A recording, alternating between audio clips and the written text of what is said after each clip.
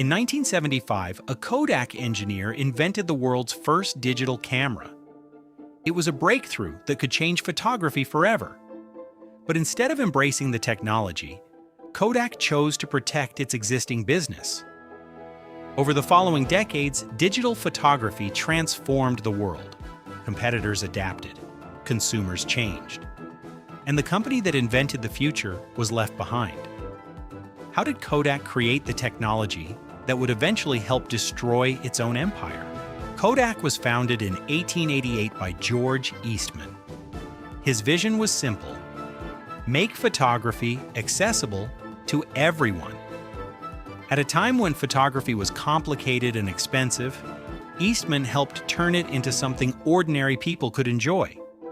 Over the following decades, Kodak became one of the most recognizable brands in the world. The company dominated the photography industry and became synonymous with capturing memories. Its cameras and film were used by families, professionals, and businesses across the globe. Kodak's famous slogan, "Kodak Moment," became part of everyday culture.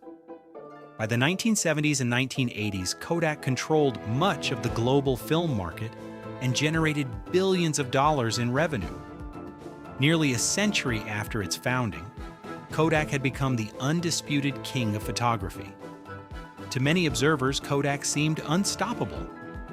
The company had built an empire around film photography and enjoyed one of the strongest positions in corporate America.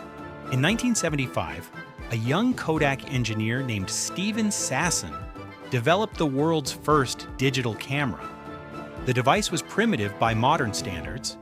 It weighed several kilograms, captured black and white images, and required significant time to process a single photograph. Yet it proved something remarkable. Photography no longer required film. Images could be captured electronically and stored digitally. Sasson demonstrated the invention to Kodak executives and explained its potential. The technology represented the future of photography. However, it also threatened the very business that had made Kodak successful. Kodak's leadership faced a difficult choice. The company earned enormous profits from film, photo paper, and film processing services.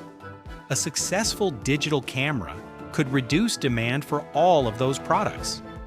Instead of aggressively leading the digital revolution, Kodak moved cautiously. Executives feared that digital photography would cannibalize their highly profitable film business. As a result, the company focused on protecting its existing revenue rather than transforming its future. Meanwhile, technology continued to advance. The digital age was approaching, whether Kodak was ready or not. During the 1990s and early 2000s, digital photography improved rapidly. Cameras became smaller, faster, and more affordable.